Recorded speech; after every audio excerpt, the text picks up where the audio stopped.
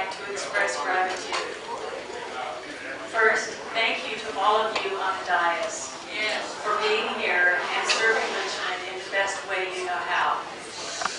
Yes, there have been some disagreements, but I have also collaborated with each of you in a variety of successful policy initiatives over the years, all done with community input and support. To name a few examples. Mayor Budd, we worked together on strengthening Richmond's cell tower ordinance, and we made sure our updated sign ordinance wouldn't allow for the visual blight of digital billboards. I joined you in advocating for Richmond being part of Marin Clean Energy, increasing our use of renewable energy and reducing our carbon footprint. And in spite of your unseemly PR campaign waged against me, you clearly have enough confidence in my ability to make sound decisions that you reappointed me to Richmond's Planning Commission last year. Vice Mayor Beckles, you and I were part of that huge mobilization 10 years ago that demanded and got city funding for the street outreach program for this Office of Neighborhood Safety, which has helped greatly reduce gun violence in our city. And after you were elected to the council, I was there with you, fighting for ban-the-box policies that we now have in place to expand opportunities for formerly incarcerated residents who want to contribute constructively to our community. Councilmember Choi, sitting next to you for 4 years on the Planning Commission, you and I evaluated a lot of input from residents and business owners in approving projects that will add much-needed housing to Richmond, with conditions aimed at maximizing affordability and neighborhood amenities. And I worked with you to get a unanimous Planning Commission vote on placing additional safety and emissions control requirements beyond the staff's recommendations on Chevron's permit for its modernization project. Councilmember Martinez, we first met during March for Education, walking with students, parents, and teachers from Richmond to Sacramento in 2004. Demanding increased funding for our schools and an end to the onerous state debt that was hurting the predominantly low-income children of color in West Contra Costa. We got the debt reduced and paid off early, saving the district millions. And now I'm happy to work with you on an issue that is on tonight's agenda, supporting efforts to create a regional public bank that could help alleviate our budgetary challenges. Councilmember Myrick, you and I have been involved with Saffron Strand, a local nonprofit that serves the homeless in a humane, dignified, and personalized way since its inception 9 years ago. I have joined you in consistently and successfully advocating for City of Richmond to partner with Saffron Strand in co-sponsoring its annual national conference on getting homeless people into jobs and self-sufficiency. Councilmember Willis, how often have I stood with you and other ACE members in demonstrations at big banks, supporting residents who need loan modifications and protection from foreclosure? And how often have I gone with you to apartment buildings to amplify the voice of tenants asserting their right to live in safe and habitable conditions? I work with you and many others on the long journey to enact rent control and just cause for eviction in Richmond, to give tenants some relief from displacement threats. And I supported your successful efforts to raise the minimum wage in Richmond to $15 an hour over the next couple of years. Mayor and council members, you all know me. You know what you'd be getting if you appoint me to this seat, and it's not an easy choice. There are clearly many other good people applying for the vacancy, and I've known and worked closely with a couple of them over the years. Now it's in your hands to use your best judgment in making this important decision. I'd also like to express my gratitude to all the other people in the community who have taught me to know and love our city of Richmond. I thank those who have passed on, like Fred Jackson, Ethel Dotson, Lucretia Edwards, Mary Peacehead, Lily Mae Jones, and Maximo Rivera, to name a few who touched my life, gave me inspiration, and whose selfless advocacy helped make Richmond a better city. And I say thank you to those who are still with us, whether you're here in the audience or watching at home. I'm grateful to you for all your caring, being caring, committed, and courageous human beings.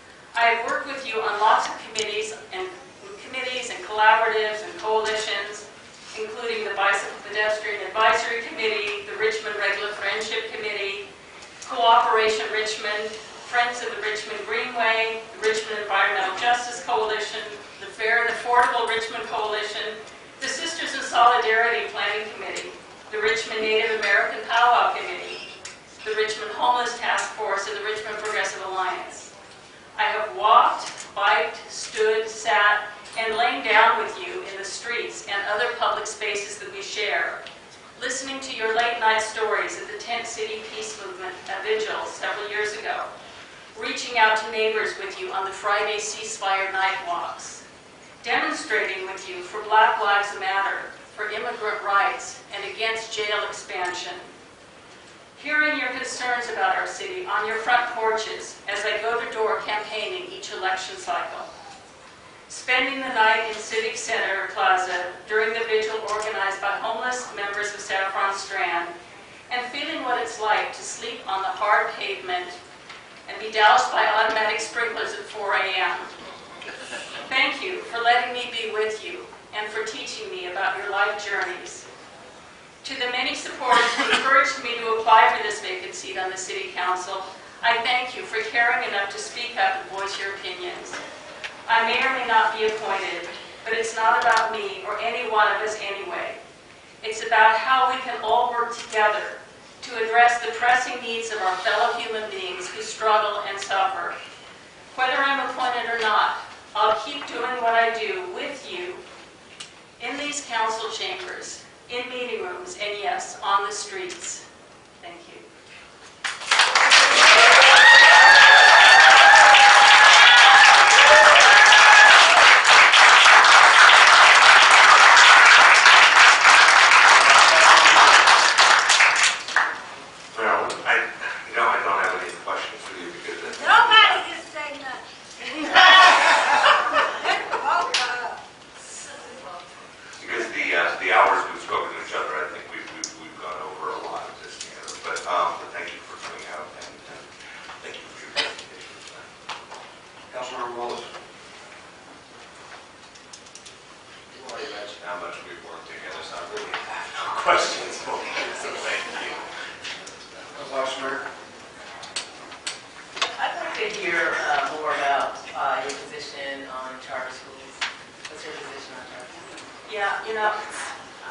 I opposed the law that introduced charter schools in California in such a way that it gave them certain advantages over public schools. They don't follow all the same rules, so it creates sort of differences.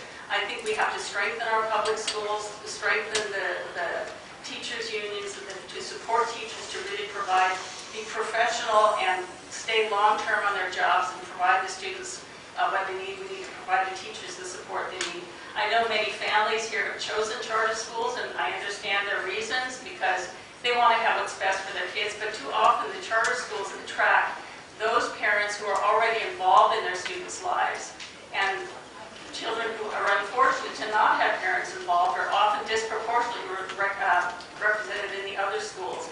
I think we need to work on building up all of our public schools so that they're excellent and truly serve the needs of all students, especially the special needs students.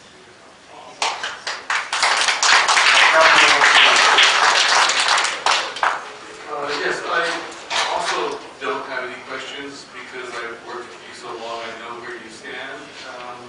But I do want, well actually I have a lot of comments, and I don't know whether now is the time to make the comments or whether I should make them at the time of nomination, if anyone happens to nominate you.